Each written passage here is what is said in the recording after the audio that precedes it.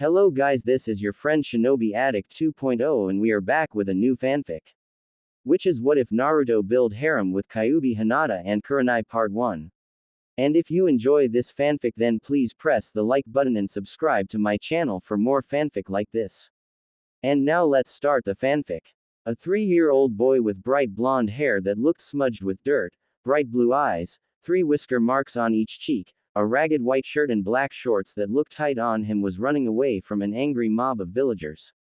The boy was Naruto Uzumaki of the Hidden Leaf Village, the strongest village of the Shinobi Hidden Villages, and Elemental Nations. Naruto ran from the villagers desperately trying to get away from them as they shouted their insults, "Demon brat. Get back here demon. We'll finish what the fourth started." Naruto ran into an alley as a desperate attempt only to come face to face with a brick wall. Naruto turned around pressing himself against the wall sliding into a corner in a fetal position. "Please don't hurt me," cried Naruto with tears falling down his face. The villagers surrounded him when a Anbu appeared. He had spiky hair, a dark blue mask covering his face, black pants, Anbu tattoo on his right arm, Anbu armor, with a tiger mask. Naruto looked up and felt relieved. The Anbu looked at Naruto, and then looked at the mob. "What do you think you're doing?" The mob looked at the Anbu with fear in their eyes, thinking he was going to kill them. The Anbu turned around grabbing Naruto by the throat choking the poor boy. "The boy can easily tell the Hokage on all of you. So it's best to cut those vocal cords of his," said the Anbu in a dangerous tone. Naruto looked at the Anbu in horror as he took out a kunai and slashed him across his throat. Naruto tried to scream, but nothing came out except for his own blood trickling down from his wound. The villagers cheered as some threw sharp rocks and glass shards on the floor cutting his skin. Some surrounded him with the Anbu still holding him and pierced him with kunai knives, pitchforks, and anything that was sharp. Some even brought torches putting out the flame and burned his skin with the embers. Naruto was there crying, praying that someone could save him. "Help me. Someone. Anyone. Please don't let them kill me. What have I done wrong? My chest hurts. I feel like me heart is going to explode," thought Naruto. 4 villagers grabbed some rope and tied them to Naruto's arms and legs as each pulled hard on the rope dislodging his limbs from their sockets. Naruto tried to scream but no voice can be heard since his vocal cords were cut with him just staring into the night sky with his mouth opened. My heart, it hurts," thought Naruto as more tears escaped his eyes. "No one loves me, no one likes me, no friends, no family, no hope, no dream, no life," were the last thoughts of Naruto as the Anbu raised his sword for the final blow when 3 blurs appeared knocking the Anbu back. "Tiger, what do you think you're doing?" demanded a young man about 13 years old wearing the same attire as the Anbu except he was wearing a weasel mask while holding a katana in a defensive stance. The young man was Itachi Uchiha, the young Uchiha prodigy that obtained rank of an Anbu captain recently. The other blur was a beautiful girl about 15 years old with long black hair wearing what resembled a kimono without a right sleeve, a fishnet shirt underneath her kimono, and large white bandages wrapped around her. Her memorizing crimson-red eyes looking at the poor disfigured boy crying his eyes out, the woman was known as the Genjutsu Mistress, and Ice Queen of the Leaf Village, Kurenai Uehi.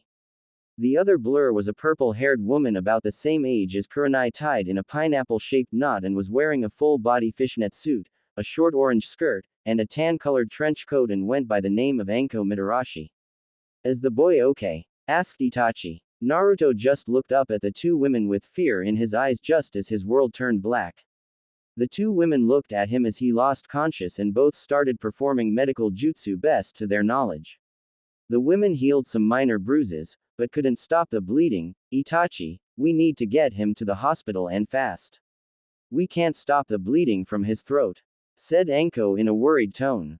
Itachi performed 4 shadow clones each grabbing a limb and quickly put them back in their sockets waking the boy once again trying to scream, but no sound would come out and quickly lost conscious due to the pain. "Forgive me Naruto, but I had to place back your limbs.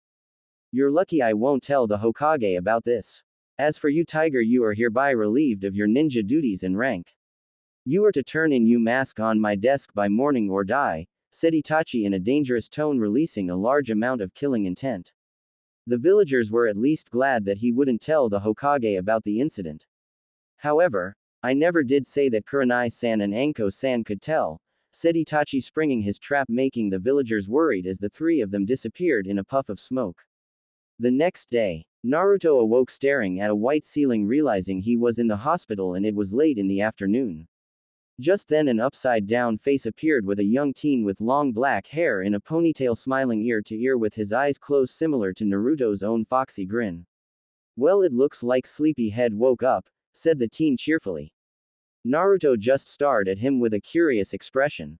Naruto's nose twitched a little as the young blonde cutely sneezed, dropping his genjutsu, revealing his two little blonde, fox ears, and a large, silver, fluffy ball that was his tail. "Well, that's interesting," said the teen, amused, showing his onyx-colored eyes while Naruto was looking at him with fear in his eyes. "I'd say it makes you look more adorable." Naruto relaxed a little and was about to ask a question only to find out that his mouth was moving but no sound came out. "The doctor said that your vocal cords are severely damaged. It would take years for you to regain your voice even with your amazing healing abilities, since it restoring the proper nerve and muscle tissue back into place is very delicate," said the teen. "By the way, my name is Itachi Uchiha," identified the teen. Naruto just smiled, revealing two small canines in his mouth, but were still a little larger than his regular teeth. Naruto's stomach gave a loud growl at the moment, causing the small blonde to blush. "Hungry How about some of that Ichiraku ramen I hear you love so much?"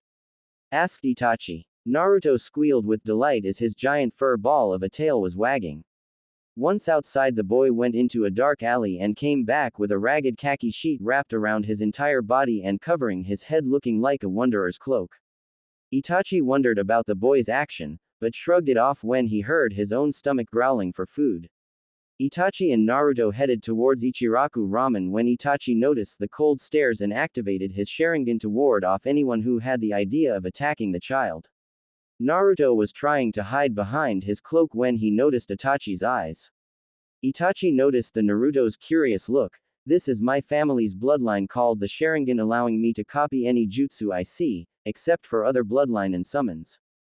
The strength of the Sharingan is determined by the tomo in the eye, or the little koma marks. 1 means beginner, 2 means experienced, and 3 means master. There's also a fourth called Mangekyo Sharingan when the 3 little tomo fuse together, allowing me to do 2 powerful jutsus, Tsukuyomi, a powerful genjutsu that can mentally damage an opponent, and produce a black flame called Amaterasu. However, I don't want to activate the 4th level because then I would have to kill a loved one, and I hate killing no matter how good or bad a person is." Itachi noticed the boy's sad and scared face and quickly decided to change the topic. "The only thing that rivals the Sharingan is the Byakugan, or the people with white eyes. The Byakugan can magnify a person's vision, see through solid object and everything around them in a near 360-degree radius, and can see through a person's inner chakra coils," explained Itachi as Naruto was hanging on to every word, looking at him glossy-eyed. Itachi chuckled at how the boy was easily amused. Once they entered the stand, the duo were greeted by Tyuki Ichiraku and his 12-year-old daughter Ayame. Well, if it isn't my number 1 customer and Itachi. "What can I get you?" greeted Tyuki. "Hello Tyuki-san, I would like a pork ramen," said Itachi. "What about you Naruto-kun?" asked Ayame. Naruto just stared at her, looking depressed, making Ayame curious, wondering if she said something. "There was an attack on him last night when an Anbu appeared, slitting his throat and severely damaged his vocal cords," explained Itachi. Tyuki was fuming every time there was an attack on Naruto. "What is it with these idiots? He's just a kid, for God's sake. I swear if I had more money I would adopt him on the spot." "So why don't you?" asked Itachi. "Sigh. I would if I could, but every time I go to the orphanage they nearly triple or quadruple the price for adoption papers. Plus when I went to the Hokage, every time I ask for adoption papers, a council member barges in babbling some nonsense about a paper mistake and need to retype the entire thing, grabs all the paper including my adoption paper and shred them, or his secretary would tell me he's busy and need an appointment and threatens me to call Anbu if I don't leave," explained Tyuki. Ayame was just cradling Naruto, who seems to like the touch since his ears were down and his eyes closed, trying to soak up her warmth, listening quietly to her heartbeat. Plus, since people know he likes to eat here, they either check to see if he's here or not, and if he is, they leave, or avoid the stand completely. I even lowered my prices just so he can eat. So the only thing I can do is help hide him if he's near with a mob behind him, and provide him a place to sleep if they ambush him in his apartment. Itachi looked at the small boy who had apparently fallen asleep in Ayame's arms with tears in his eyes. Tyuki-san, you might not be able to adopt him, but maybe I can, said Itachi. What do you mean? Asked Ayame. I'm going to talk to my parents to see if I can adopt him. Besides, I'm pretty sure my little brother Sasuke and Naruto would be the best of friends. But right now I think the little one could use some food in his stomach, said Itachi. Ayame gently woke up Naruto and Tyuki placed Itachi's pork ramen and 10 different varieties of ramen for Naruto. By the time Itachi was done, he looked at Naruto with his eyes nearly popping out, considering that Naruto was done with his 10th bowl. Naruto rubbed his eyes, yawning as Itachi picked him up when Kurenai and Anko walked in. Kurenai-san, Anko-san, what are you doing here? I thought you would be in the dango stand right now, said Itachi, placing Naruto's hood above his head to cover his ears. The owner was sick and decided to temporarily close the stand, so we decided to come here. Besides, we hear that the owner is like a father figure to Naruto and wanted to thank him, explained Anko. Well, I'm honored, ladies, said Tyuki. Itachi, who is that you're carrying, and why are you placing a hood? Asked Kurenai. Itachi started panicking as Naruto moved his head, rubbing his eyes again, knocking down the hood, revealing his ears. Kurenai and Anko just stared at him. He's so cute, yelled the two girls, gently touching Naruto's ears, making him giggle. Sigh, I thought you were going to attack or something, said Itachi, relieved. Why, he's just a little boy, even if he does have cute little ears, said Anko. Besides, it's not his fault for having the fox sealed inside him. The ears must be a side effect like his whisker marks. I wonder if I should tell them about his tail, thought Itachi, thinking it was a bad idea. Well, come on Naruto, it's late and you should get some rest, said Itachi, placing the hood over Naruto's head again. Hey old man, give me a shrimp ramen, said Anko. I would like a chicken ramen. We're going to follow Itachi really quick and then come back, said Kurenai. The trio left towards Naruto's apartment, only to be greeted by the sight of a rundown building. Inside was worse since the place was mostly clean, but had torn wallpapers, holes signifying kunai marks on the opposite wall of the front window. The kitchen sink was full of instant ramen, but the bedroom was at least decent for him to sleep. Itachi placed Naruto gently on his bed, pulling the cover over him. Good night Naruto, said Itachi in a fatherly tone. Anko and Kurenai gently kissed him on his forehead and left the little boy to sleep. Naruto woke up, checking his surroundings, realizing he was in his apartment. When he looked at the floor, there was a little stuffed red fox with a tag that said, "To Naruto, from a friend." Naruto cautiously went up to the stuffed fox on all fours with his fluffy tail sticking out. He poked it gently and quickly ran under his bed, waiting for it to explode or something. He poked his head out, cautiously approaching it again and nudged it again, quickly stepping back, sitting with his legs folded. Naruto smiled happily and crouched down, wagging his fluffy tail, and pounced on the little stuffed fox, hearing a girl giggle coming from his room.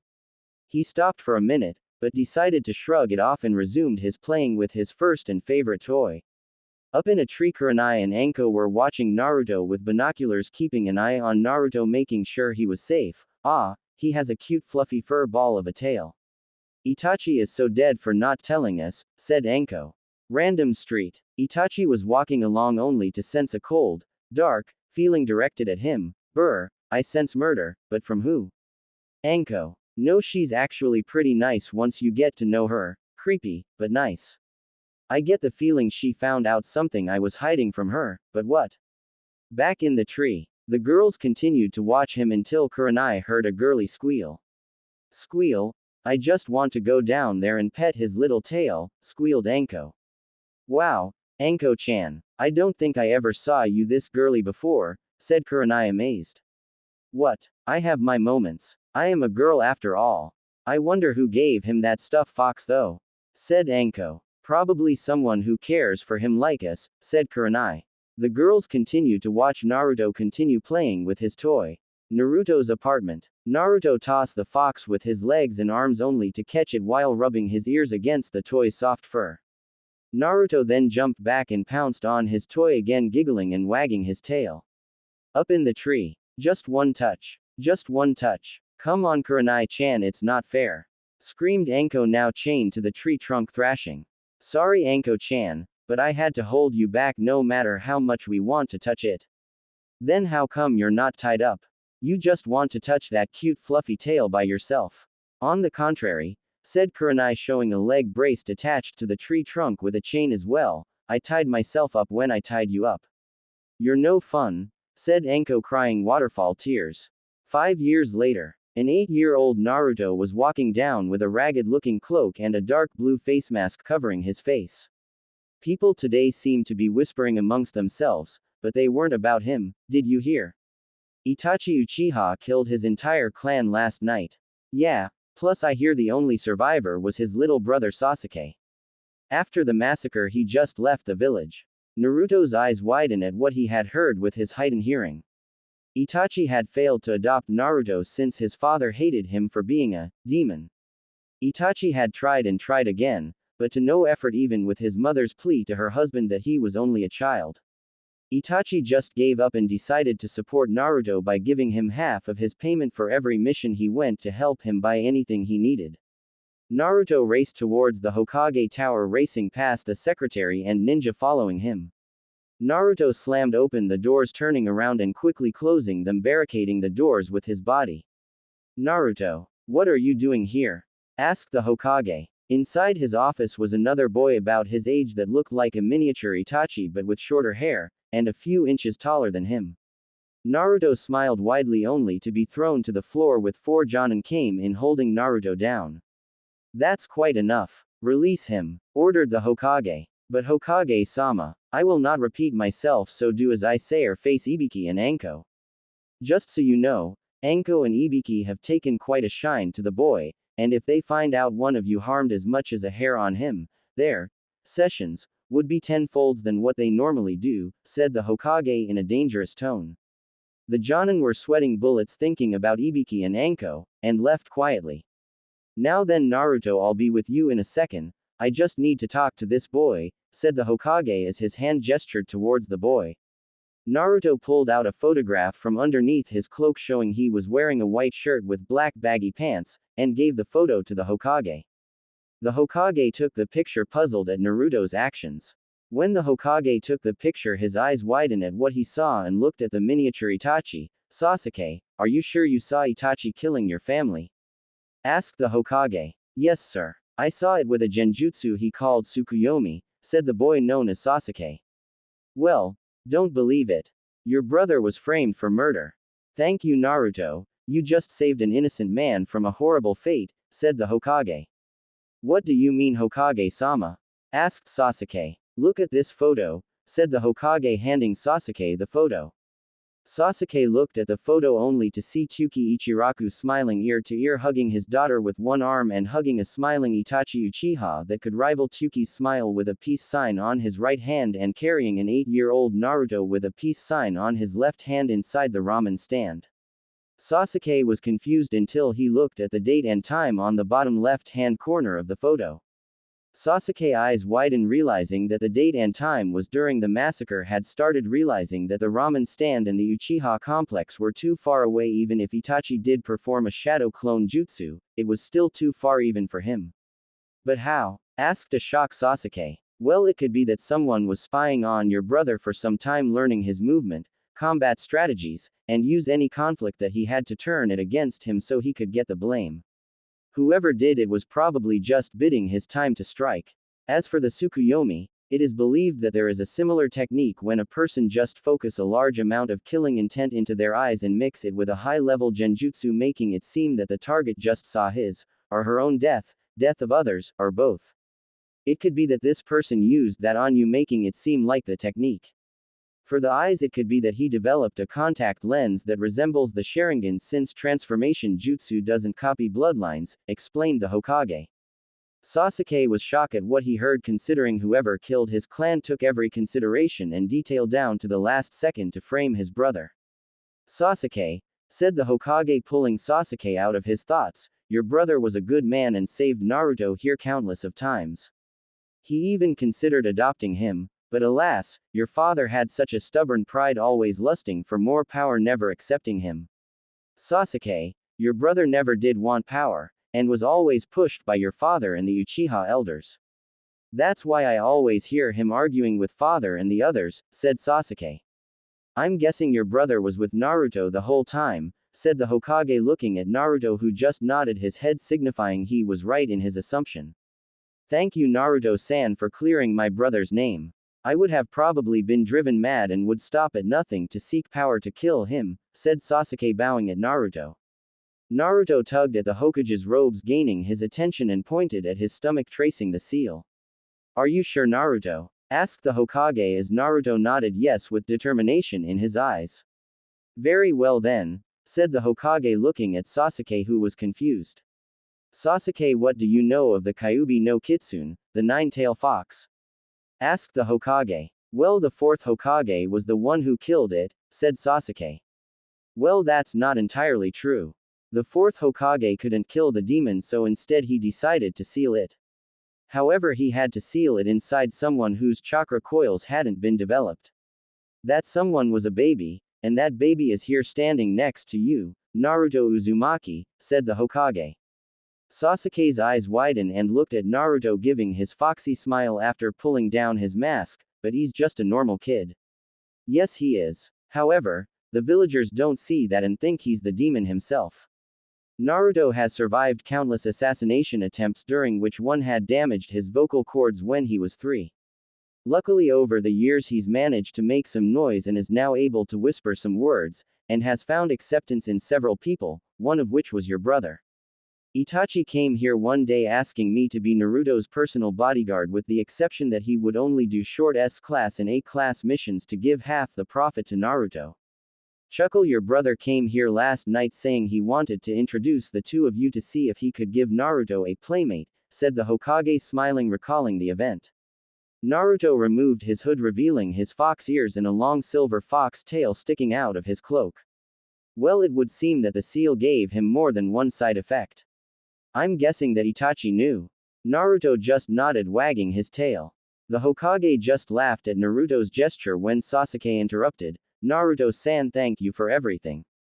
Naruto just smiled and took out his hand, gesturing a handshake that Sasuke gladly took. Naruto, there's something I want to discuss with you. Sasuke is more than welcome to stay as well, said the Hokage, going to the picture of the fourth Hokage on the wall behind his desk, revealing a safe behind the picture. The Hokage took out 4 scrolls, 3 of which were blue, yellow, red, and the fourth was just a regular green scroll, and placed them on the table. Now, Naruto, I want to tell you about your parents, who eventually left me a scroll instructing me to give these to you on your 8th birthday for some reason instead of 16. Your father was Minato Namikaze, the Leaf's own Yellow Flash, the fourth Hokage himself. As for your mother, she was Kushina Uzumaki, one of the Leaf's best medical specialists who trained under one of my student, Tsunade Senju. She was known as the Leaf's angel for always treating everyone, enemy, ally, or indifferent, with kindness, and was the gentlest lady anyone has ever met, making her look like an angel. Sadly, your mother died after you were born, but lived long enough to give you your name. Your father died after sealing the Kyuubi inside you, said the Hokage. Naruto was shocked hearing that his hero, the fourth Hokage, was actually his father and had a kind and gentle mother. Naruto took in the information, falling to his knees as he started crying tears of joy and sorrow. The green one explains your father's bloodline limit, the Rugen, or Dragon's Eye, with some photos of your parents and their last words to you. These 3 were your father's swords, though he instructed me not to assign anyone to teach you how to use them, but who am I to argue with Minato's logic? The Hokage gave Naruto the scroll, who was crying once again, bowing to the Hokage, showing he was grateful. Naruto, Sasuke, I suggest you run along now, you don't want to be late on your first day of the Ninja Academy, said the Hokage. Both boys bowed in respect and left the Hokage tower, heading towards the academy. Itachi, if only you can see this, you would realize that your wish for your brother and Naruto to be friends has come true, thought the Hokage out loud, looking out the window at the 2 boys. Later that night, Naruto went to bed only to dream that he was in a sewer. He heard someone crying and decided to follow the voice. When heard the voice becoming louder, he found himself in front of giant gates that was being held by a small piece of paper with the kanji for seal. He looked through the bar and saw a girl crying. "Excuse me, are you alright?" asked Naruto, surprised that he had his voice. The girl turned around flinching at the sound of his voice only to cry harder, whimpering, I'm sorry, I'm so sorry, it's all my fault." "What's your fault?" The girl came closer to the bar only to reveal a beautiful woman in her early 20s with pale skin, long red silk hair that reached her mid-back tied in a ponytail, crimson red eyes that rivaled Kurenai's eyes, and was wearing a white kimono that showed off her curves yet still looked decent. Naruto then realized that she had 2 red fox ears above her head like his, and had 9 blood-red foxtails with white tips. Naruto stared at the woman with wide eyes as only one word that escaped his mouth, beautiful. The woman blushed at his statement. Thank you, stuttered the beauty.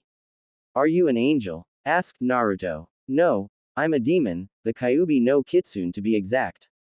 That's impossible, you're too beautiful to be Kyuubi. I'm not lying, I really am the Kyuubi, said the woman looking down as more tears escaped her eyes. So why did you attack the village? Asked Naruto. I didn't mean to. You see, there was this man with yellow snake eyes by the name of Orochimaru who woke me up and wanted to steal my powers. He put a genjutsu on me, but it backfired, causing me to go into my primal state thinking I was defending myself against the villagers, said the Kyuubi in a depressed voice. Naruto slipped between the bars and hugged the Kyuubi. Kyuubi flinched as he hugged her only to hug him back. He's not afraid of me. Does he trust me? Thought the Kyuubi. I don't care what you call yourself, but to me you're one of my first friends and my angel who saved me from my pain, said Naruto, remembering all those time that his wounds healed with a red chakra that emitted from his body. The Kyuubi was looking at him glossy-eyed. Cerulean blue eyes met with crimson red eyes as if each stared into each other's soul as the gap between them closed when their lips met. The kiss lasted for several seconds until both broke their kiss as the Kyuubi snuggled into Naruto's chest. Naruto-kun, do you remember your first toy? Yes. Well, it was I who created the toy with my chakra as a way to try to brighten your day and make the burden easier. You look so cute the way you pounced it. It reminded me of a little kid playing with a little toy, said the Kyuubi, smiling, making Naruto blush. I still have it. Sometimes I still play with it. It was my first and favorite toy, said Naruto, hugging Kyuubi tighter. Kyuubi-chan, is there any way to release you, even if it's for a little while? Asked Naruto, stroking her hair with his claw-like hands, making the Kyuubi purring, enjoying the feeling. There is a way to release me into a physical body, but still keep most of my powers still within you, explained the Kyuubi, nuzzling Naruto's neck. What is it? You have to rip the seal outside the gate in half. That should give me a physical body on the outside, allowing me to share your bloodline, and share the same amount of chakra you release. Kyuubi-chan, once outside, can you train me how to do some kitsune attacks? Sure thing, Naruto-kun, and by the way, my name is Kira Yoko, said Kyuubi with happiness in her voice as their tails intertwined around each other, with both falling asleep inside Kyuubi's cage. 5 years later, Naruto woke up rubbing his eyes, groaning at waking up so early in the morning when he realized that today was the day of his graduation exam. Naruto's tail had grown longer with silver fur and white tip, and now had silver highlights in his blonde hair that reached past his shoulders that he tied in a ponytail. Over the years, Naruto had regained his voice, but was still mostly quiet, and had learned that his Rugen was similar to the Sharingan and Byakugan. The Rugen is able to copy any jutsu including bloodlines, but for a limited time, and a full 360 degrees without a blind spot. The Rugen looked similar to the Sharingan, only it was gold instead of red, and had silver tomo instead of black, with 2 silver triangles around the pupil, one facing up, and the other facing down. Like the Sharingan, the Rugen also has a Mangekyo Rugen where the tomo fuse together while the triangles move toward the edge of the iris of the eye with 3 ultimate techniques. The first is the Hurricane Dragon. A dragon made of wind that can absorb any attack at it and send it right back to its target 100 folds, along with Category 5 hurricanes that can tear an opponent to pieces in mere minutes. The second is the Roaring Phoenix. A large phoenix appears stretching its wings emitting a large screech that sends a large heat pulse burning the target severely, and then swoops down incinerating an opponent in seconds, and finally the lightning howl, a lightning wolf-like creature with a horn appears striking swift and quick at its target, and would never give up its prey until it was dead. This stage is reached once the Rugen fully matures. The other scrolls had his father's blades each with its own affinity, a blue katana that could emit winds that could slice, and create tornadoes by the name of Tempest, a red double-edged sword that emits a large whip of flames, and send a large flame attack at an opponent by the name of Blaze, and a yellow rapier that emits a large electric pulse when it's about to strike hard, and a seeking electric attack at an opponent by the name of Spark. Naruto also knew several kitsune attacks thanks to Kira's training, and learned basic kenjutsu of the fox style since Kira was a swordswoman herself.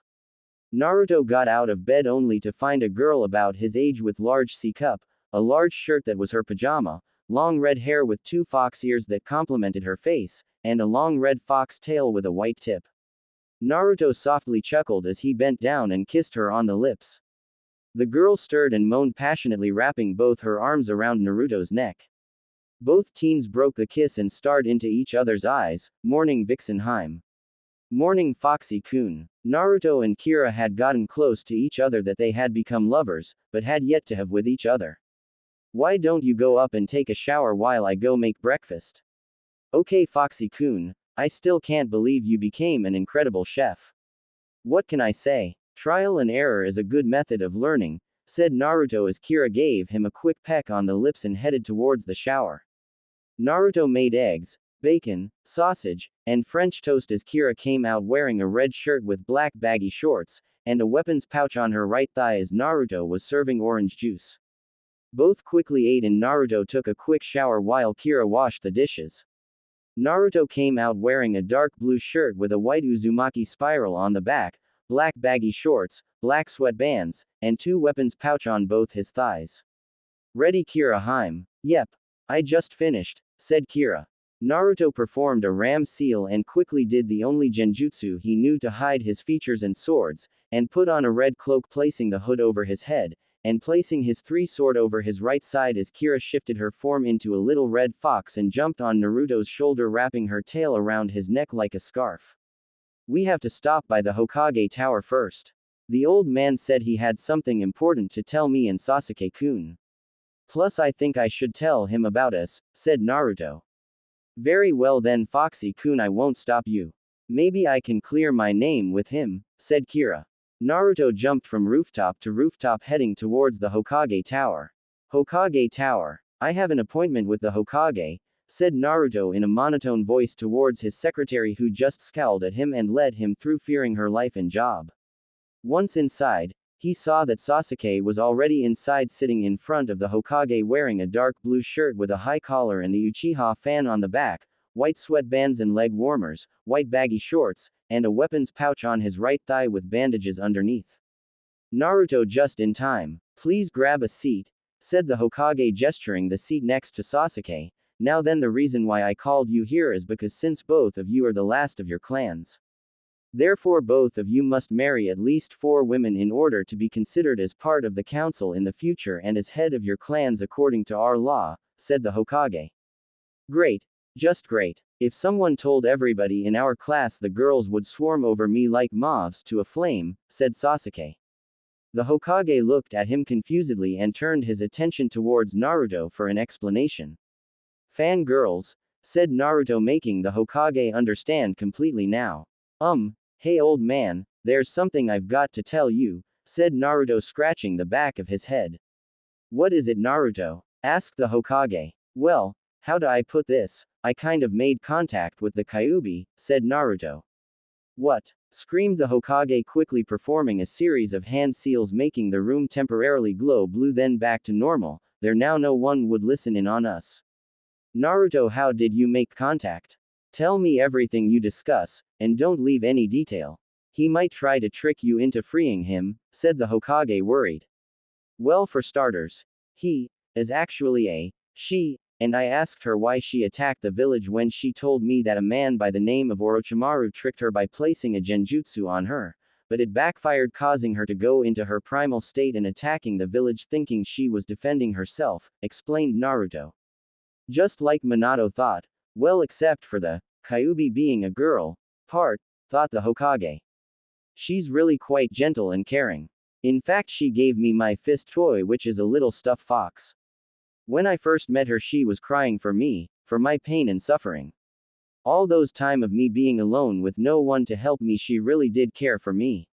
I guess that's how we fell in love with each other. She's like my angel, said Naruto, thinking out loud, causing the little fox to blush, but no one realizes since her fur was red. Didn't see that one coming. Well then, Naruto, since you trust her, I guess I can trust her too for now, but just to be safe, keep this between the three of us, said the Hokage. Orochimaru, how could you? You ruined a boy's life for your own ambitions and lust for power. Lust for power. Could it be that? Yes, it has to be. There's no other explanation. He was the only one who was able to perfect the technique. I've been so blind. Sarutobi, you old fool, your age is catching up to you. Thank you, Sarutobi-sama, said a mysterious female voice. Who said that? Asked the Hokage in a surprised tone. Me, Hokage-sama, the little fox on Naruto-kun's shoulder, or as you like to call me, the Kyuubi no Kitsune, said Kira, wagging her tail. The Hokage looked surprised and was about to say something when Kira interrupted him. Don't worry, Naruto-kun has most of my powers inside him, so technically I'm still sealed. I just have a physical body, that's all, and have access to the same amount of chakra that Naruto-kun can use. Also, I would like it if you would call me Kira, my real name, instead of my title, said Kira in a polite and gentle tone. The Hokage looked at Kira surprisingly and chuckled lightly. You really are gentle. Thank you, said Kira as Naruto scratched her behind her ears, making her purr. Oh, by the way, Sasuke, I also want to thank you for being kind to Naruto-kun. As a reward, I would like to summon an old friend to give you some of his powers to make you a half-demon wolf, just like Naruto-kun is a half-demon fox. That is if you accept, said Kira. Sure, why not? I was a little jealous of Naruto's tail since it seems pretty handy in some situations, said Sasuke, blushing. Sarutobi-sama, I also want you to approve. I don't want to do it unless you agree to avoid any political issue with anyone, said Kira. Yes, for you see, if my suspicions are correct, Orochimaru wasn't the only one who disturbed you and ruined Naruto's life. He could have also killed Sasuke's family, since now I just realized that he's the only one to have ever perfected that jutsu that Sasuke described. My old age is catching up to me, said Sarutobi, crossing his arms. If you want, I can reverse time for a little while to revert you back about 40 years old or so, said Kira, making Sarutobi liking her every second. However, I can only do this once. So you can reverse time for a limited time, but you can only do it once. Asked Sarutobi. Yes, it was a gift from the Shinigami as a birthday present. If you ask me, he just forgot and did that as a cover-up, said Kira. Also, Naruto-kun and I cannot die of old age or disease, and would stop aging about 21 years of age or so, but we can still die of being stabbed, poison, or anything that kills, explained Kira. Well then, shall we begin? Said Kira. Sarutobi grabbed hold of Sasuke and Naruto and disappeared in a swirl of leaves. The trio appeared in a secluded forest area where Kira jumped down of Naruto's shoulder. Now then, I would like the three of you to keep my identity and appearance a secret, said Kira, receiving a nod from the trio. Kira shifted into her human form, shocking the trio at how beautiful she looked. No matter how many times she does that, I'm still amazed at how she looks, said Naruto, causing Kira to blush, making her look more beautiful. Kira performed a series of hand signs ending with the dog seal, canine calling jutsu. A large puff of smoke covered the area, and there was a large wolf with large black claws, black fur, yellow eyes with silted pupils, 9 long tails, and had an air of grace and pride. Whistle. Wow, now that's impressive, said Sasuke. Black hair, black eyes, fan symbol, you must be an Uchiha. Though you do have excellent taste in creatures, said the wolf. Darcia, nice to see you again. How's the missus and cubs? Said Kira, wagging her tail. Well, if it isn't Kira Yoko of the Fox clan. Last I heard you were sealed inside a baby. The Shinigami was deeply upset that he had to do that. though he sensed it wasn't your fault and decided to spare that human's soul by not eating him. The family is doing great, but the cubs still refuse to replace me when I retire, and surprisingly your brother is not a half-bad pack leader, but still wet behind the ears. Though I'm sure he would give back the title to you since he looks up to his big sister, said the wolf known as Darcia. Darcia, I was wondering if you could share your power with Sasuke here, said Kira pointing at Sasuke. You see, his clan was murdered by the same person who caused me to go berserk. He must be incredibly strong in order to cause me to do that. Normally I would reject this idea, but if he did that to you, then he will face the wrath of the entire canine alliance. Fox, wolf, coyote, dog, jackals, and dingo, growled Darcia. Just then 5 great puffs appeared, as the head of the rest of the canine clans appeared. After the smoke cleared, there was a large coyote, dog, jackal, dingo, and fox surrounding the 3 ninja and Kira. The coyote was smaller than Darcia with brown fur and hazel eyes that held gentleness in it, powerful legs, and sharp claws. The jackal had a khaki-colored fur with black fur on top and matching black eyes, and was about the same size as the coyote, but had larger pointed ears. The dog had grayish-black fur with a white underbelly resembling a husky with larger claws than the other animals for some reason, and had blue eyes like Naruto's. The dingo had a light brownish-red color with a white underbelly with larger fangs. Each animal had 9 tails except for the fox that had 7 tails. Sis, is that really you? Asked a 7-tailed fox. Hello little bro, it's good to see you again, said Kira. The fox shifted into a little boy about the same age as Kira with red hair, ears, and tail, green eyes, and wearing a red kimono running up to hug her. What happened to you? You look my age, said the boy. It's a long story, but allow me to introduce all of you. Kira turned to the trio, Naruto-kun, Sasuke, Sarutobi-sama. This is the Canine Alliance. Darcia of the Wolf Clan, Tobo of the Coyote Clan, Sarah of the Dog Clan, Eren of the Jackal Clan, Miharu of the Dingo Clan, and of course my little brother Hiroshi of the Fox Clan. The trio bowed in respect as each of the canine returned the gesture. Hiroshi cleared his throat and spoke in a clear voice. I, Hiroshi of the Fox Clan, hereby give power and title as head of the Fox back to my sister Kira Yoko. We of the Canine Council accept as long as Kira wishes to obtain the title once again. Should she refuse, Hiroshi Yoko shall remain head of the Fox Clan, said Eren. I gladly accept the title as head of the Fox Clan under the condition that Naruto Uzumaki Namikaze be considered my mate and be named head when he reaches his 9th tail, said Kira. Same old vixen, but still wonderful to see you again Kira-chan. I was really worried when we all heard the news, said Tobo. Tobo, we have more urgent matters to attend. Apparently there is a man who is strong enough to handle one of our own. Naruto Uzumaki Namikaze, step forward and drop your genjutsu, said Darcia. Naruto was surprised that Darcia knew about the genjutsu, but quickly remembered that canines have a good sense of smell. Naruto dropped his illusion, causing everyone of the canines to gasp. Silver fur, so the legends are true about the legendary silver fox that holds untold power, but how? And why a half-breed? Said Sarah. That's easy, it's because of his bloodline mixed with my powers sealed inside him. Through our connection he does have untold power which also allows me to share his bloodline and power. He would also make a great leader someday, plus I fell in love with him for being a kind and gentle person. Also he will need more than one mate according to the laws of this village to restore his bloodline, said Kira closing her eyes with a blush. It seems you really do love this boy. I agree to the conditions, said Miharu. The others quickly agreed when Kira interrupted again. Also, this boy has seen suffering beyond what any living creature has ever seen. I give each of you permission to tap into my memories to witness what he has suffered throughout the years, said Kira.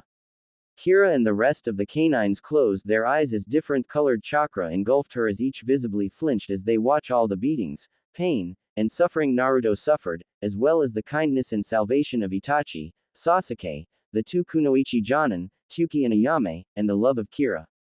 This boy is lucky to have his sanity intact, and shows a great love to you Kira. You really do know how to choose a mate.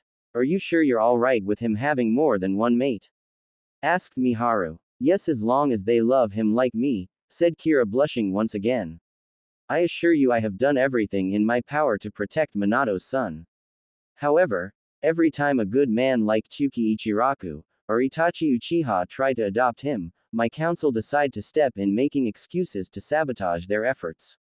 I would have gladly adopted him, but I fear that if I do, the council would commit mutiny to overthrow me, and replace me with someone to kill the boy and abolish my law that protects him, said the Hokage. Minato. So the boy already holds some great power already. I thought I recognized that red blade. It's no other than Blaze, my older brother's sword, said Darcia, shocking everyone. That blade was forged from his fang, infusing his powers within it. That must mean that the other two belong to the Falcon clan and the Dragon clan. These two clans had long held an alliance with all of us, said Tobo. The spirits of the swordsmen must still lie dormant within the sword's power, but have yet to awaken. A man by the name of Minato Namikaze found all three swords and quickly mastered their power, releasing their true forms. He must have passed it on to his son. You must be the Hokage according to Kira's memories. We extend a hand of gratitude towards you, and we understand your position, said Darcia, turning his attention toward Sasuke. Sasuke stepped forward. Sasuke walked forward, feeling nervous, being surrounded by giant dogs. Sasuke Uchiha, under the consideration of Kira Yoko, how do you feel about Naruto Namikaze? Asked Darcia. He's like a brother to me. He helped clear my brother's name of killing my entire clan. If he hadn't, I probably would be lusting for power right about now. Since my brother wanted to introduce me to him when he was little, he assumed we would be the best of friends. Itachi Nissen was right in his assumption, and would help him to return to the village and help avenge our clan by bringing this murderer to justice. My family only lusted for power, but my mother was gentle and caring, and that's how I plan to restore my clan, with love and respect. For you see, people see me as the last Uchiha, when in fact I am the first of the new, said Sasuke, growing more confident in himself. That is the right answer. Sasuke Uchiha, I bestow upon you my powers and hereby name you heir to the Uchiha Wolf clan, proclaimed Darcia. Dark chakra emitted from Darcia, engulfing Sasuke and quickly disperses. Sasuke was standing there with two gray wolf ears, gray highlights in his longer hair that reached past his shoulders, clawed hands and feet, two long canine teeth, a gray tail, and the Sharingan active with two tomo in each eye. I have activated you family's bloodline, removing the affinity that your life has to be in danger to awaken it, and you will reach your Mangekyo Sharingan once your eyes fully mature without killing a loved one. This trait will pass on to your cubs, explained Darcia. Naruto, Sasuke, our offspring do not wish to take our place as head. But since we see how much power a half-breed possess, and to respect our children's wishes, we would like for you two to find suitable candidates that you deem worthy in your eyes to replace us as head, and the future Canine Alliance leaders. Once you choose, summon as to which would benefit a clan, and the current head would name him or her worthy enough, said Eren. Both boys nodded their heads as Sarutobi walked up. I would like to thank you for all you've done. These two boys have suffered great hardships, but found salvation among you, and themselves. I could never thank you enough, vowed the Hokage in respect. Think nothing of it, Sarutobi. Besides, Enma the Monkey King spoke highly of you towards his clan and the Primate Alliance when the entire summons get together, said Tobo, smiling. Hiroshi, tell our clan that I'm all right, and that I'm happy here with the man I love, said Kira, patting her little brother's head. Okay, sis, said Hiroshi, turning his attention to Naruto. Please look after my sister Naruto-sama. Sasuke here, said Darcia as dark chakra emitted from him, materializing into a giant scroll. This is the wolf summoning contract strictly for your mates and children. If anyone else tried to sign it, the blood would slide right off. I would like you to carry it, and sign your name on it with blood from the hand you wish to summon. The hand seals are dragon, snake, rabbit, tiger, and dog, said Darcia. Sasuke laid the scroll on the ground and opened it, biting his right thumb, signing his name in the first slot. Also, a parting gift. My own blade forged by my fang, said Darcia as dark chakra once again manifested into a long katana, with a black sheath, gold hilt and guard, black handle, and the blade itself shined in the sun as a leaf dropped towards the blade's edge only to be sliced in half without Sasuke moving it. Its affinity is lightning, allowing you to perform lightning-based jutsus infused with it. Over time its true form would awaken to you, and you already know the basic kenjutsu and the style of the Wolf Clan along with some basic lightning jutsus that I know, said Darcia. Naruto-kun, I want you to do the same for our summoning contract, and carrying it. The signs are rabbit, bird, tiger, dragon, and dog, said Kira, emitting her own chakra manifesting into a scroll. Naruto copied Sasuke's actions with his right hand and sealed the scroll while Sasuke strapped on his new sword on his back. The 5 summonses disappeared in a large cloud of smoke, making Kira turn her attention towards Sarutobi. Now then, Sarutobi-sama, it's time for your reward, cheered Kira, placing her index and middle finger on top of Sarutobi's head. Kira muttered an inaudible incantation as Sarutobi's wrinkles started to disappear, his liver spots were gone, he grew several inches, and his hair was now black mixed with some white hair. Kira groaned as she lost her balance and fell, being caught by Sarutobi before she hit the ground. Sarutobi handed Kira to Naruto, carrying her bridal style. Kira opened her eyes and looked at Sarutobi. That must have taken a lot out of you, but thank you for the gift. Right now, however, you 3 should be in class getting ready for your graduation exams. Oh, and Kira, you will automatically become a kunoichi of the Leaf Village if you wish to when Naruto graduates, said Sarutobi, smiling. Kira, Naruto, and Sasuke nodded as Kira shifted into her fox form, resting on Naruto's head, and the boys performed a genjutsu to hide their features and blades. Thank you, Sarutobi-sama, I'll consider it. Academy classroom. Upon entering, the boys saw that everyone was already inside chattering with one another. Sasuke looked relieved until he hears a sound that he hated. Sasuke-kun, screamed nearly every female in the room except for one girl with short dark blue hair, beautiful white eyes with a hint of lavender, a petite form hidden under her khaki jacket with a small flame above a spiral symbol, and Anbu-style shorts. Her name was Hinata Hyuga, heiress to the Hyuga clan. Naruto. Yeah, Sasuke. Please visit me at my funeral after they're done trampling me while trying to kiss me, or rape me. Sure thing. How much do you need? About 3 seconds head start or so. Can do, proclaimed Naruto as Sasuke left the classroom running while Naruto shut the door, barricading it with his body only to be slammed back, breaking the door off its hinges by a stampede of hormone-crazed girls chasing their desired objective. Naruto groaned in pain as he checked Kira to see if she was all right and entered the classroom. A few minutes later, Sasuke appeared entering through the window while panting, showing he was running a lot. That was quick, said Naruto. Pant. Thank God for the boys' restroom, panted Sasuke. Naruto could feel someone watching him and turned, scanning everyone until he saw Hinata staring at him only to blush and quickly turned away. I think she likes you, Foxy-kun, whispered Kira. You think so? Well, she is kind of pretty, but at least let me talk to Sakura, whispered Naruto. That pink-haired banshee, she doesn't like you, and she's always lusting after Sasuke, whispered Kira. I'm going to have to agree with her on this one, Naruto. She does always hit you, and treats you like dirt. Not to mention she calls you an idiot because you have to hold back, whispered Sasuke, putting in his 2 cents. Fine then, how about this? Today's her birthday, and if she doesn't like it, then I'll stop chasing her, whispered Naruto.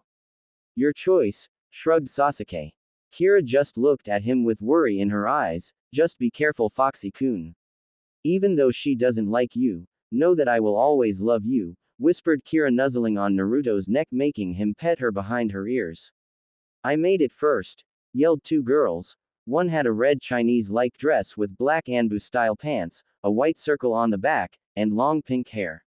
The other had long light blonde hair, light blue eyes, a purple shirt with bandages underneath, and a matching purple skirt. The pink-haired girl was none other than Sakura Haruno, who Naruto had a crush on, but was slowly dying every time she hit him, and the other girl was Ino Yamanaka, heiress of the Yamanaka clan who specialize in mind-altering jutsus. Both girls started fighting as other girls started fighting over who made it first in general and deserved to sit next to Sasuke. Naruto, Kira, and Sasuke looked at the forming mob of fangirls as each of them just sighed when Naruto felt a large killer intent directed on him. Naruto looked to his right to see the mob of fangirls looking like they were going to kill him for sitting next to Sasuke. Morning Sakura-chan, I want to say happy birth, said Naruto getting up handing an envelope to Sakura only to be interrupted by her screaming, Naruto you idiot. Sakura punched Naruto on his right side of his chest causing him to be knocked back, as Sasuke got out of his chair and catches Naruto. How dare you sit next to Sasuke-kun?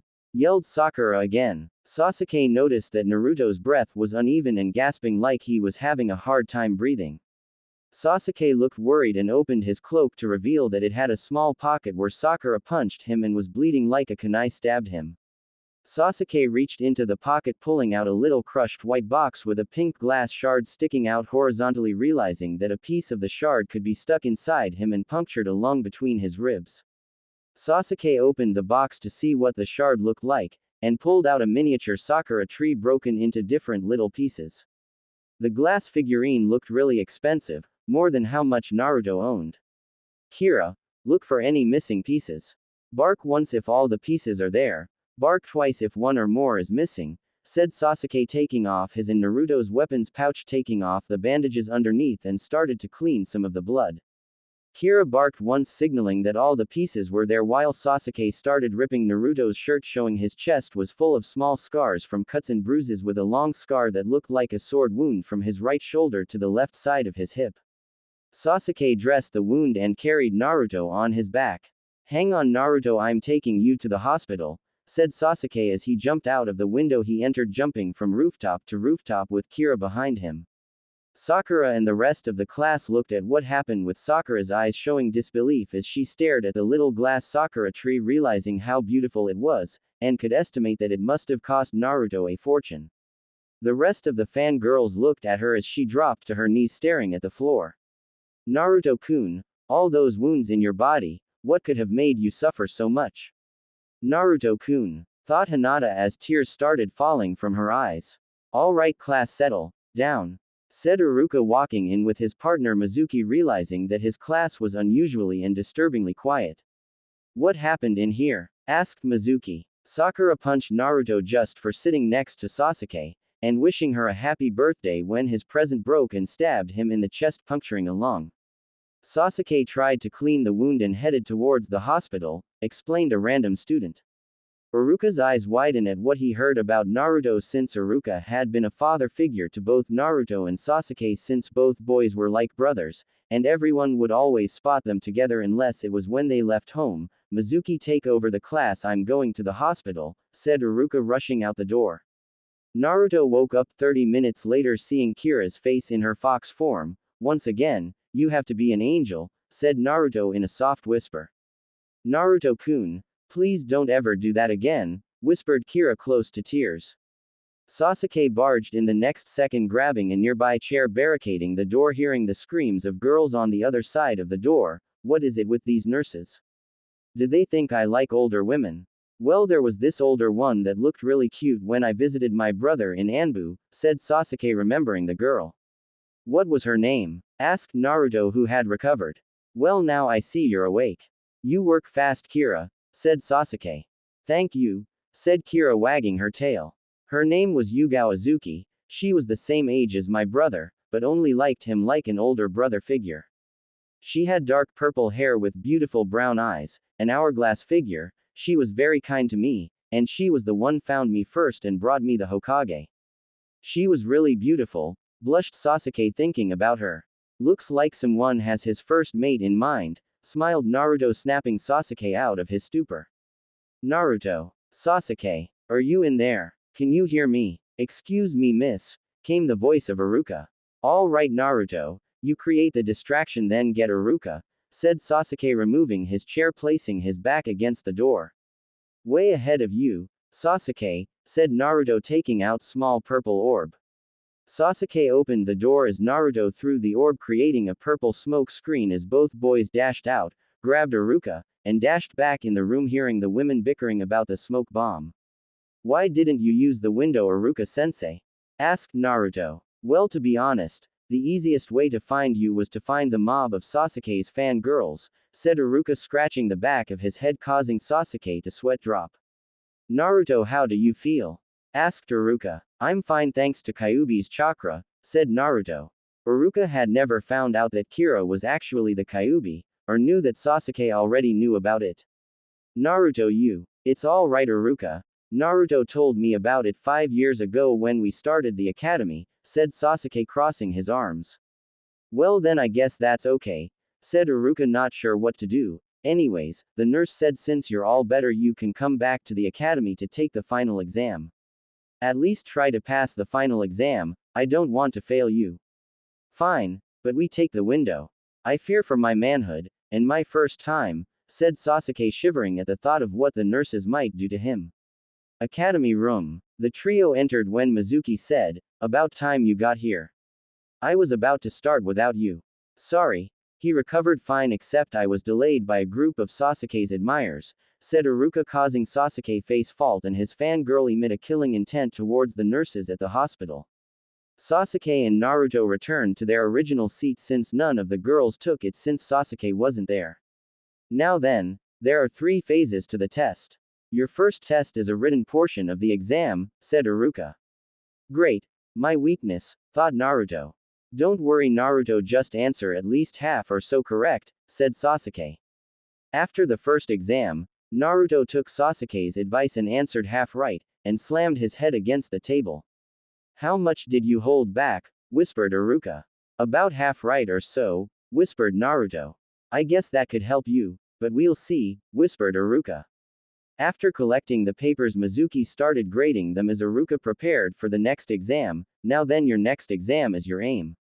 Each of you will have a practice dummy target, and you need to score at least 7 out of 10 points. If you would follow me outside, said Iruka as the entire class lined up. Once outside, each of the students gathered round Iruka. When I call your name, you may begin. Each will have 10 kunai, and 10 shurikens, said Iruka. Sakura Haruno. Sakura stepped up, but wasn't her cheerful self. She still had the haunting vision of Naruto's scars in her mind. Sakura's train of thought was interrupted when Iruka gave her 10 kunai. Begin.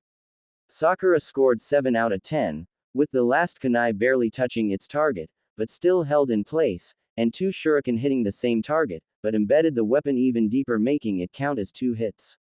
Iruka kept going down the list, skipping Sasuke and Naruto until he hit the last 2 people. Sasuke Uchiha, called Iruka. Sasuke went up to Iruka and grabbed the kunai, with most of the girls looking at him with hearts in their eyes, including Sakura, who temporarily forgot about Naruto's scars. And Naruto Uzumaki, called Iruka, shocking everyone, making Sakura remember the sight of Naruto's chest again. What are you doing, Iruka? Said Mizuki, who just finished grading the papers. You'll see, said Iruka with a sly smile. Now then gentlemen, you know the rules. Plus the wager still stands, said Iruka.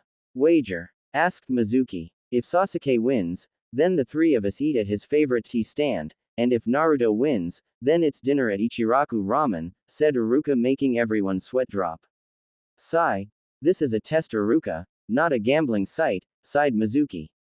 I know, it's just that with both of them it's already interesting, plus I don't have to decide where to eat, said Iruka. Way to exit that argument, Iruka-sensei. You could have just flipped a coin or something, said Sasuke, stating the obvious. True, but when do I get the pleasure having my 2 boys competing to see who's stronger, said Iruka, ruffling both boys' hairs. Kira jumped down of Naruto's shoulder, stretching, and curled herself into a ball while enjoying the scenery of both boys taking their test. Most of the girls saw this, trying to resist the urge to pet her fur. Ready, said Iruka as Sasuke and Naruto readied their kunai. Begin. Sasuke and Naruto release their kunai at the same time, each hitting their target in the middle. Sasuke Uchiha and Naruto Uzumaki, perfect score on kunai. Now for shuriken and tie-breaker, said Iruka. I didn't know we were on a game show, snickered Sasuke. I always wanted to say that, said Iruka, scratching the back of his head. Looks like Sasuke made a funny, said Naruto, showing his foxy grin. Iruka-sensei, Naruto cheated. Yeah, there's no way he's Sasuke-kun's equal, yelled some of the fangirls as each started ranting about how Naruto matched Sasuke's score. Quiet all of you, or you all fail, yelled Iruka with his big teacher head jutsu. Each of the fangirls became quiet, fearing Iruka, but mostly his threat of failing, and having the only chance to be in Sasuke's team. Now that that's settled, ready, said Iruka as both boys once again positioned themselves, but each were smirking for some reason. Begin. Fox style. Flaming claw. Wolf style. Lightning fang. Mentally yelled the boys. Each of the shurikens was powered by the boys' demonic chakra. Naruto burned his target with flamed shurikens, and Sasuke incinerated his targets with lightning-charged shuriken. Each of the shurikens had hit their spot in the center of the target, causing the dummies to explode. Bang. Now that's how you end with a bang, said Naruto, putting his hands behind his back. Should have done that with the kunai though, said Sasuke. True, but how would we top this one? You have a point there. Well then I guess that's a perfect score too. I would like to see any of you complain about that since all of you witness it, said Iruka, turning his head knowing Sasuke's fangirls were about to say something. Damn, the demon has corrupted the Uchiha. This is bad. If he fails then I move into strike, thought Mizuki. Iruka and the rest of the class walked inside the classroom when he remembered something. Damn, now I don't know what to choose for dinner, said Iruka. Sigh. Call it in the air, said Sasuke, tossing a coin. Heads. Damn, cursed Sasuke, catching the coin, revealing heads. Once everybody was seated, Iruka called out, okay, now your final exam consists of 2 parts. The first is the transformation jutsu, and the second is the clone jutsu, said Iruka. No, I still haven't figured out what I do wrong with that jutsu, mentally screamed Naruto. Sasuke saw that Naruto was panicking and whispered to Kira, what's wrong with him? He still hasn't figured out his problem with the clone jutsu, whispered Kira. Naruto, listen carefully. I think I can perform it really quick and you copy it with the Rugen, whispered Sasuke. Hopefully it'll work, whispered Naruto. Naruto activated his bloodline, making his cerulean blue eyes turn into a brilliant gold, with 2 silver tomo. Sasuke pulled on the chair next to him, performed a ram seal, and a clone appeared next to the empty seat. Naruto was staring at him the entire time, copying every detail into his head. Then Sasuke dispelled the clone. You think you got it?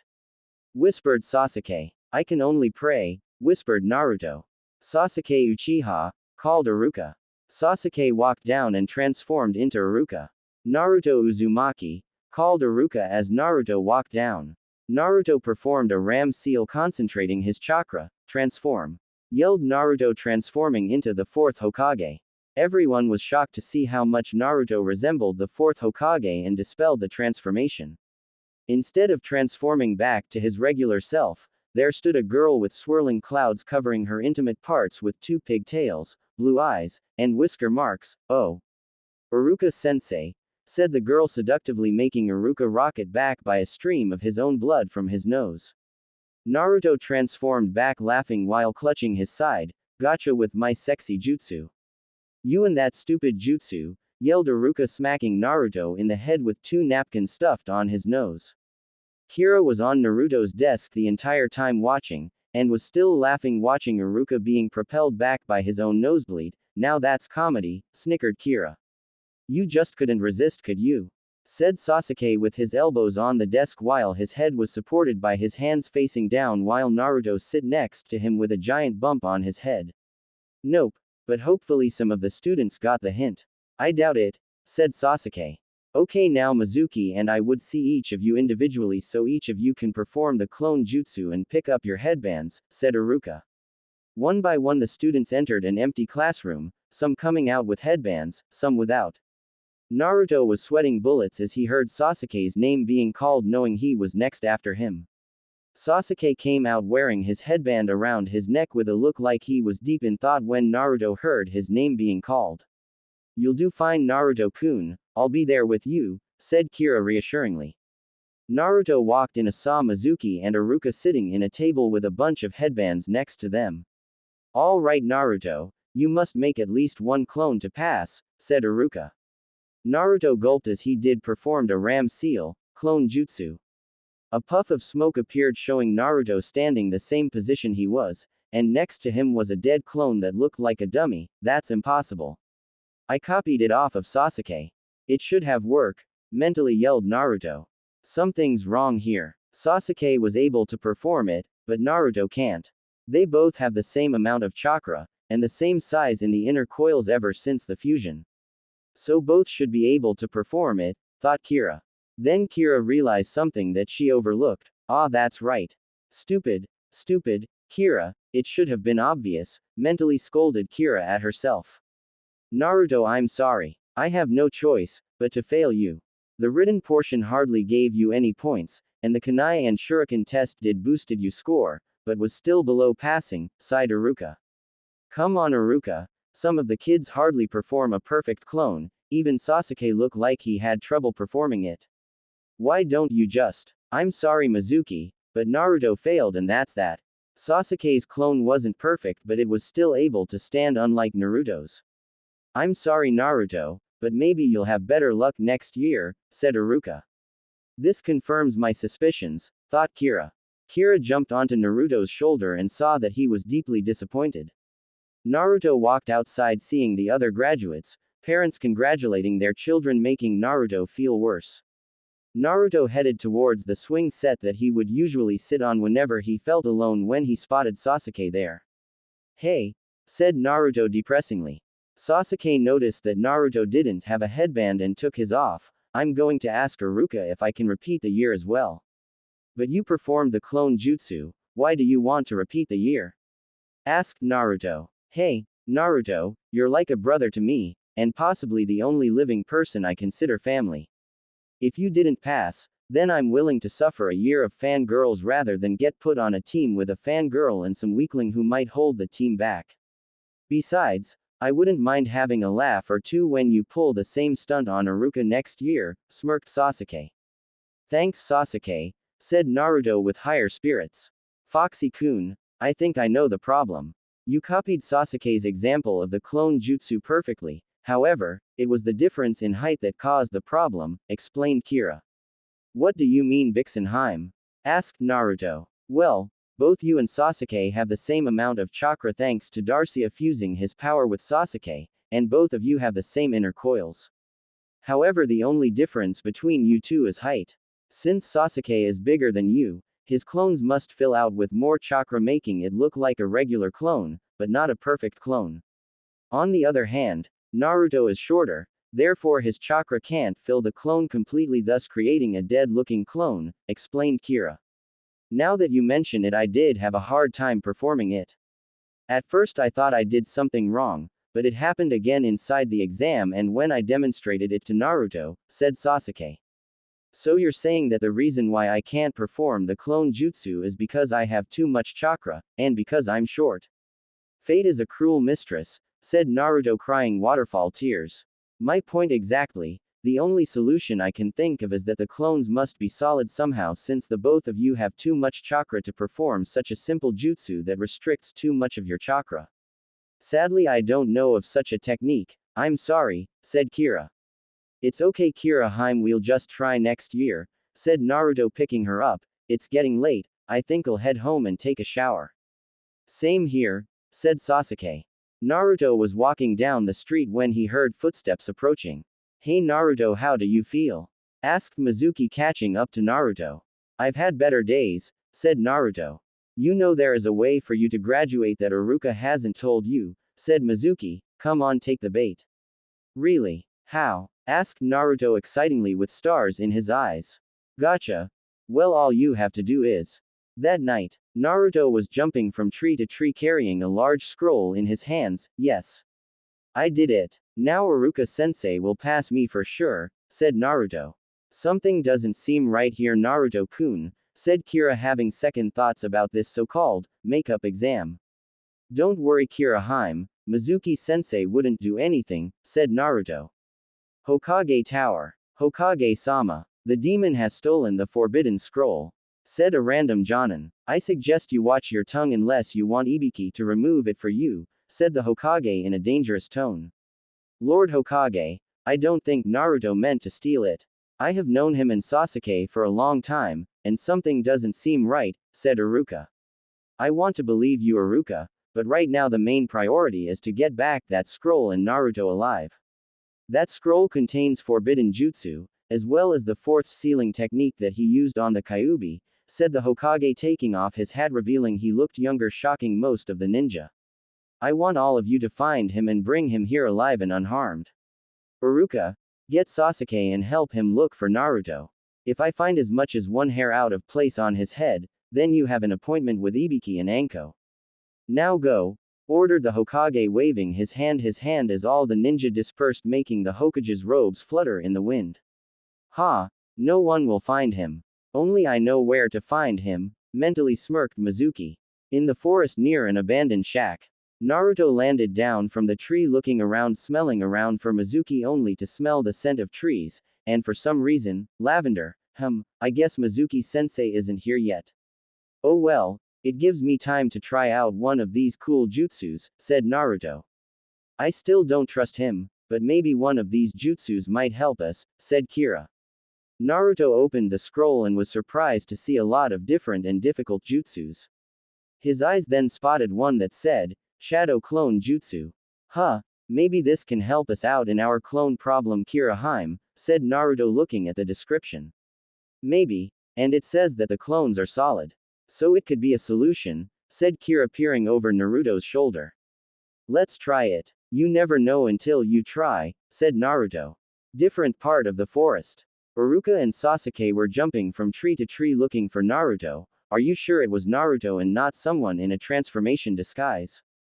Asked Sasuke. Yes, I'm positive. I checked his apartment and it's empty, and he never showed up to Ichiraku, and you know he wouldn't miss that for the world unless it's for training, said Iruka.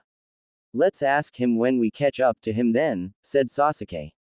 Iruka sensed a familiar chakra signature, knowing it was Naruto. This way, Sasuke, I sense his chakra signature, said Iruka. Naruto was completely tired and decided to sit down while panting for breath. You did it, Foxy-kun, happily cheered Kira, wagging her tail. Yeah, now Iruka-sensei and Mizuki-sensei can pass me, and Sasuke won't have to repeat, panted Naruto. Naruto sniffed the air, catching Iruka's scent along with Sasuke's wolf scent. Iruka and Sasuke appeared as Naruto laughed weakly. You found me, Iruka-sensei. Sorry, but I only had time to do one jutsu, said Naruto, scratching the back of his head, showing his foxy grin. He's been working hard, I can tell, thought Iruka, smiling as Sasuke helped Naruto get on his feet. Why'd you steal the scroll, Naruto? You know it's forbidden, said Sasuke. Forbidden? But this is the scroll that Mizuki-sensei told me that I needed to learn so I can pass, explained Naruto with a confused look. Why would Mizuki? Iruka was interrupted when he heard the sound of flying metal, and tackled both boys to the ground as a giant shuriken embedded itself to a nearby tree. Oh, I miss. Oh well, at least now I can be rid of these pests once and for all, whispered Mizuki, appearing in a tree branch. Mizuki-sensei, what are you doing? Asked Naruto, shocked that Mizuki tried to attack them. Naruto, give me the scroll. Iruka's trying to trick you, shouted Mizuki. Don't give him the scroll, Naruto. Mizuki is lying to you. He just wants the scroll for himself. That scroll contains forbidden jutsus that could be used against our village if it fell into the wrong hands. Don't listen to him, Naruto. Iruka hates you just like all the villagers. All those times he was being fatherly was just an act so you can lower your guard and kill you. He actually only likes Sasuke for being the last Uchiha, said Mizuki, smiling evilly. Naruto, listen to me, something doesn't seem right. Iruka would never do something like this, whispered Sasuke. Sasuke, I wouldn't stand too close to Naruto if I were you. For you see he's a demon, said Mizuki. I can promise you power, Sasuke, all the power you will need to kill your brother for killing your clan. All you have to do is kill Naruto, and take that scroll, said Mizuki evilly. What do you mean? Asked Sasuke. Well, you see, the reason everyone hates Naruto is because he's actually. Don't do it, Mizuki. He's actually the Kyuubi no Kitsune, the nine-tailed fox. The fox is sealed inside him, but he overwhelmed Naruto, making him the new Kyuubi no Kitsune, said Mizuki. Sasuke just smirked, and then started laughing out loud, confusing Mizuki. All this time I thought you were an idiot. Now I know you're just retarded. Next time, why don't you get your facts straight, Mizuki? For starters, Naruto already told he about the fox when we were 8. 2. My brother never killed my clan since he was with Naruto the whole time, and has evidence to prove it. 3. The only power I want is to protect those who are precious to me like Naruto, who is like a brother. 4. Naruto isn't a demon, granted he might be considered half demon. 5. The Kyuubi isn't a he, it's a she. And 6. The Kyuubi has already granted me power by allying myself with the wolf summons, and is considered part of the wolf clan. So, like Naruto, I too am considered a half-demon, said Sasuke as both boys dropped their genjutsu, shocking Mizuki and Iruka. How? When? Stuttered Mizuki. That would be my doing, said Kira, shifting into her human form. The Kyuubi no Kitsune in the flesh, proclaimed Kira proudly at her title. That's impossible, said Mizuki, worrying. Nothing's impossible with me around, said Naruto. Mizuki just grunted in frustration. Fine then, now I can get rid of 2 demons, said Mizuki, throwing 2 large shuriken at Naruto and Kira. The trio jumped up to the trees as Mizuki threw more of the shuriken, causing them to separate. When Naruto landed, he noticed a large shuriken directly in front of him. Naruto-kun, yelled Kira, running towards him, but would never make it in time. Sasuke landed and witnessed the event and headed towards Naruto. No. Not another one. I'll not lose another member of my family now. Mentally yelled Sasuke, but was too far away. Thud. Naruto was tackled to the ground and opened his eyes. He saw Iruka on top of him with the shuriken on his back. Iruka-sensei, why? Stuttered Naruto. Because you were just like me, I lost my parents during the Kyuubi attack. After that my grades fell, I became the class clown to gain attention, and I know how it feels to be alone with no one to care for you. When I saw you, I saw myself, but then I saw you with Sasuke after the tragedy and the 2 of you became friends. Then became like family to each other. That's why I treat the both of you like you were my kids, said Iruka with tears dropping from his eyes. Now go, Naruto. Get out of here. Make sure Mizuki doesn't get that scroll. Naruto got up and jumped to the trees with Sasuke and Kira next to him. Tisk, Iruka, I'm surprised at you. After all, there was the perfect opportunity to kill the demon and avenge your parents, but I guess you want to do it yourself, said Mizuki. Shut up, you bastard, said Iruka, taking off the shuriken on his back. I won't let you touch Naruto, Sasuke, or the Kyuubi, said Iruka, getting into a defensive taijutsu stance. So Iruka, are you willing to protect the demon that took away your parents?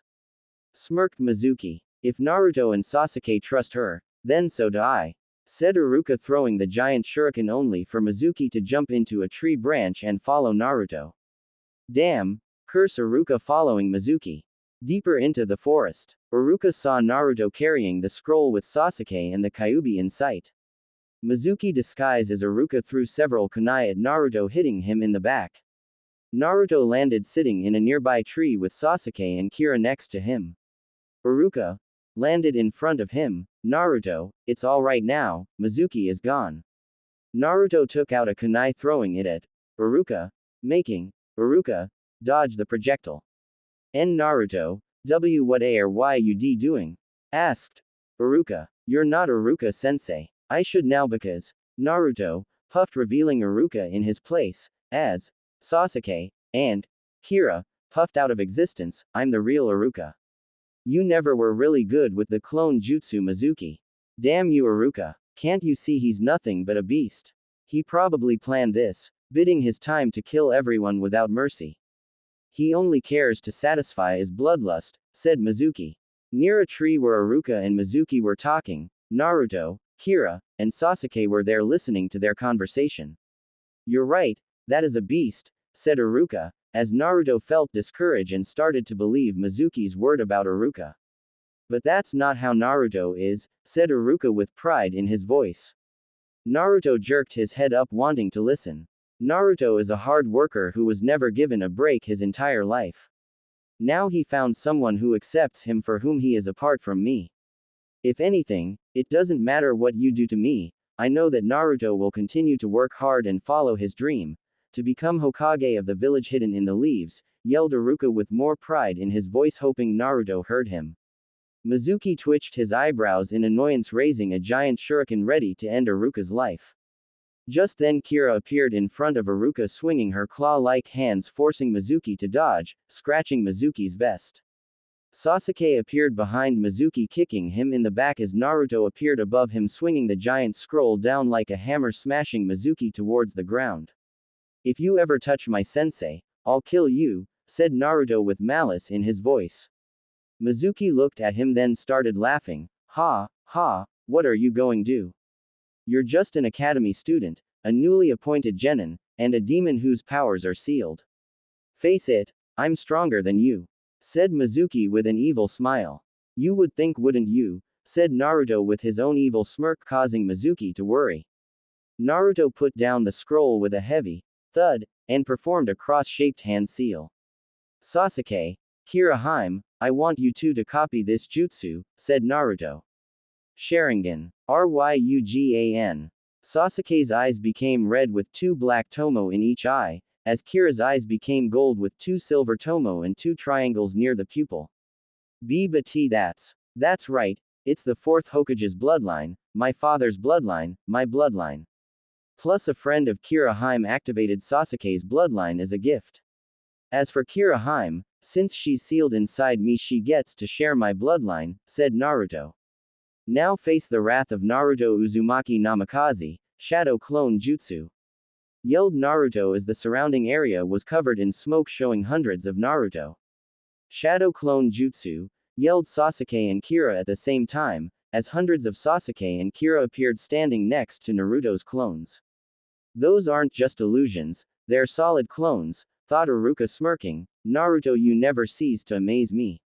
Now then, you bastard, you're going to find out what happens when you mess with one of my precious people, said Naruto. Save me some body parts, Naruto, I never did like it when he called you and Kira demons, said Sasuke cracking his knuckles. Normally I'm against spilling human blood, but in this case I think I'll make an exception, said Kira flexing her claws. All the clones yelled a battle cry as each started hitting Mizuki without any end in sight. When the clones dispelled, Mizuki was lying on the floor with swollen bruises, broken limbs, and a black eye. Well, I'm satisfied, said Sasuke placing his hands inside his pocket. Who knew hitting an idiot senselessly would be quite pleasant, said Kira. He got it coming to him for a while now, said Naruto. All right, whoever you are, come out. I can smell your scent behind that tree, said Sasuke. From the tree that Sasuke was shouting at, Hinata appeared twiddling her fingers. Hinata-chan, what are you doing here? Asked Naruto. Well, I whimpered Hinata in a low voice. I heard everything Naruto about what Mizuki sensei said, stuttered Hinata causing Naruto to panic. But I think why your wonderful F for C carrying such a B burden. Ever since I saw those scars when Sakura hit Yuic cried K knowing that YUW were in P pain A and IW wanted to make the P pain go away. I'm just sad that you already like the Kyuubi B because I love you. Screamed Hinata causing Naruto to blush. She accepts me despite my appearance, she doesn't mind Kira, and she loves me. She wanted to take away my pain, and she is kind of pretty, thought Naruto. Giggle, you know Hinata-chan, Naruto-kun isn't the only one who has a crush on me. He also has a crush on you, giggled Kira. What do you mean? Asked Hinata. You see, since Naruto-kun is the last member of the Namikaze clan, the 4th Hokage's clan, he needs to have more than 4 wives to restore his clan, explained Kira. I guess what Kira is trying to say is, since you love me despite me having Kira's power sealed inside me, would you, gulp, would you like to be my mate and fiancé, stuttered Naruto. Hinata was dumbfounded after hearing Naruto propose to her. Why yes. I would love to, said Hinata smiling. Naruto went up to Hinata and hugged her crying tears of joy that someone else loved him. Kira was also crying at the scene before her when she heard a strange noise. Sniff ahem. Are you crying, Sasuke? Asked Kira. Don't be silly, I just have something in my eye. Besides, I'm just glad Naruto has another precious person apart from you. Nothing to cry about, said Sasuke. That was close, thought Sasuke relieved. Blackmail. smirked Kira. Naruto hugged Hinata until he cupped her chin, lifting her head and kissed her on her lips. Hinata moaned passionately until he broke the kiss, traveling down her neck, making Hinata close her eyes in ecstasy until Hinata felt a prick on her neck, but it didn't hurt her at all. In fact, she felt good until she saw her body erupt into a midnight blue flame. When the flame subsided, Hinata was standing there with longer hair that reached to her mid-back, 2 midnight blue fox ears, and a midnight blue tail with a lavender tip. Hinata looked at her appearance and new features, admiring her tail. Looks like I now have 2 angels in my life, said Naruto, making Hinata blush at his statement. And a new sister, said Sasuke. Kira walked up to Hinata, showing that both girls were the same size in height and bust size. Kira smiled her foxy grin, making Hinata curious until Kira cupped her chin and kissed her passionately. Hinata stared wide-eyed at the redhead's action, but for some reason she felt good. Kira broke the kiss, staring at Hinata's confused reaction, making her giggle. You see, since Naruto-kun marked you at his mate, you are also my mate as well, said Kira. Hinata just blushed at Kira's notion. Ah, you're so cute, said Kira, hugging Hinata. I guess I can share Naruto with you and 2 other women, said Hinata. Don't worry, Angel-chan, if Foxy-kun chooses other mates they have to be approved by us first, said Kira. Angel-chan. It's a nickname that we call each other. For example, Naruto-kun is Foxy-kun for being a clever genius, which is sad since he had to hold back in the academy. Foxy-kun calls me Vixenheim for being a female fox, and since you're a sweat and caring girl like an angel, we'll call you Angel-chan, or Angelheim, explained Kira. Dawn was approaching as Sasuke and Naruto helped Iruka get on his feet, until he said, Naruto, wait, close your eyes, said Iruka. Naruto closed his eyes, feeling a slight uncomfortable sensation in his ears. Okay, you can open them now, said Iruka. Naruto opened his eyes, revealing a smiling Iruka, but there was something different about his appearance. Naruto couldn't figure out until he still felt the uncomfortable feeling in his ears when he felt the cold sensation of a metal plate with a spiral carved into it. Naruto looked at Iruka, who was still smiling. You pass. Naruto smiled and hugged Iruka. Naruto then untied the headband and placed it around his neck like Hinata. It doesn't hurt the ears, and it's a good excuse to copy Hinata, said Naruto, making everyone laugh. Come on, you 4. We need to see the Hokage about the events that happen, said Iruka while Naruto picked up the forbidden scroll. Hokage Tower. The Hokage was looking at the event that happened in his crystal ball. Well now, Naruto, you really never cease to amaze me. Though how am I ever going to explain this to Hiashi? Lord Hokage, Naruto still hasn't appeared with the forbidden scroll, said an ANBU that appeared. Don't worry, Iruka found him, and they're on their way back here. Have some Anbu standing by to arrest Mizuki for betraying the village, attempt to steal the forbidden scroll, framing an innocent child, and attempted murder, said the Hokage, still looking at the crystal ball, smiling. Yes, Hokage-sama. Oh, and while you're at it, bring Hiashi Hyuga here. There's a matter I need to discuss with him, said the Hokage, rubbing his temples. Okay, whatever you say, Hokage-sama, said the Anbu confusedly, but decided to shrug it off. Naruto, Kira, and Hinata were walking hand in hand with their tails intertwined with each other, while Sasuke walked next to Iruka, who was carrying Mizuki's unconscious body over Iruka's shoulder, with his hands behind his back. Boy, is this going to be hard to explain, sighed Iruka. Still, who knew Naruto was a genius like you, Sasuke? Naruto and I are about the same mentality level ever since Shikamaru taught Naruto how to play shogi and chess. After that we would always have a game with the same outcome, we both end up in a stalemate, said Sasuke. Since we usually play, this increased Naruto's mentality on tactics, battle strategy, how to turn a dire situation into our favor, and a few history lessons and whatnot that miraculously was able to stick with one of your lecture, Iruka. Shikamaru taught Naruto, but his scores are about the same to Naruto holding back, said a confused Iruka. True, but he's actually a genius. He's just really lazy, that's all. I'd say it would take me and Naruto combined just to outsmart him. His mentality exceeds our own, individually. He even taught us his meditation technique that he invented to plan several steps ahead of the enemy, and it has come in quite handy, said Sasuke. Groan. Where am I? Whack. Mizuki was starting to regain conscious until Sasuke grabbed a nearby shovel with his tail, whacking Mizuki unconscious again. Was that really necessary? Said Iruka, sweat dropping. Yes. I didn't feel like dealing with him again anyways, said Sasuke. Let's just hope you didn't give him amnesia then, said Iruka. Don't worry, I have the cure right here, said Sasuke, twirling the shovel with his tail. Once the group entered the Hokage tower, they handed Mizuki's unconscious body to some Anbu waiting by the entrance, saying that the Hokage ordered them to wait for them outside and arrest Mizuki, and the Hokage requested their presence with him immediately. The group of 5 entered the Hokage's office with another man who had long jet black that reached his mid back, white robes, and pure white eyes, and a little girl about 8 years old hiding behind the man's back with long brown hair and white eyes. Father. Hanabi. Stuttered Hinata. Hinata, is that you? Asked the man known as Hinata's father. Yes, well, I was going to explain that part right now, Hiashi, said Sarutobi. What happened to you? Asked Hiashi. Well, you see, Hinata explained everything she heard about from Mizuki's conversation, the truth behind the Kyuubi no Kitsune, how Naruto proposed to her, and how she really loved him. Well, that's quite a tale, said Hiashi. Hinata Nichan, see, can I play with you tale? Asked a blushing Hanabi. Of course you can, Hanabi dear, said Hinata in a motherly tone. Hanabi giggled and started playing with her sister's tail.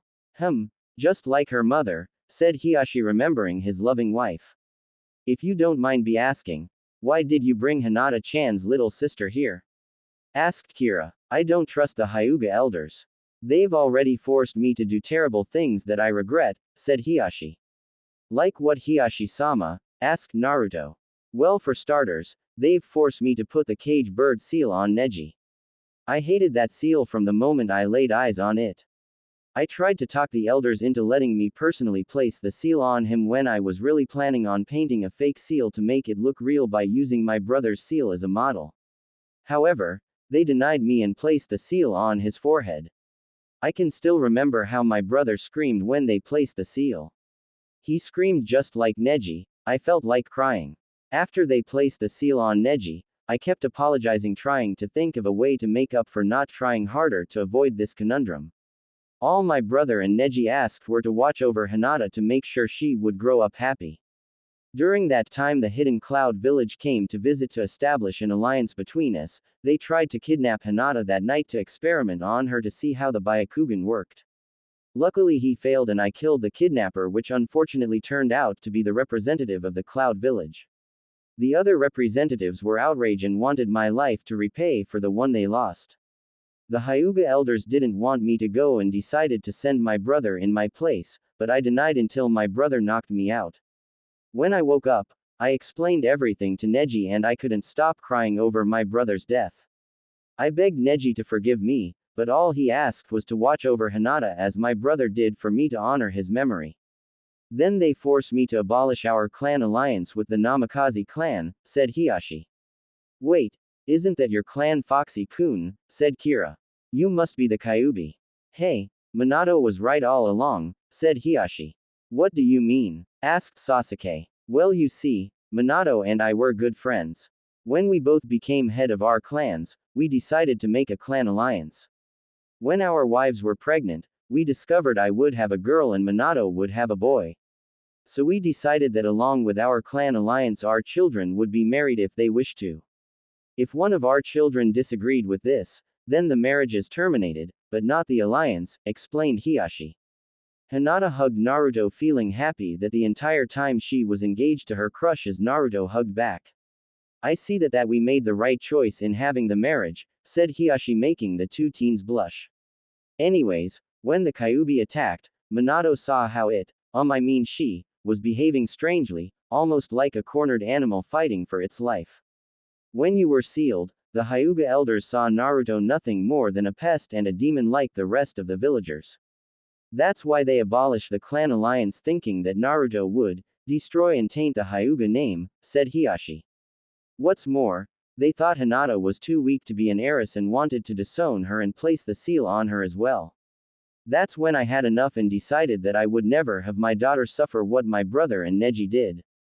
So I convinced the elders to place Hinata on a strict training schedule, which only hurt my heart seeing my daughter suffer with my own hands because some ancient relics could never understand what it means to feel pain.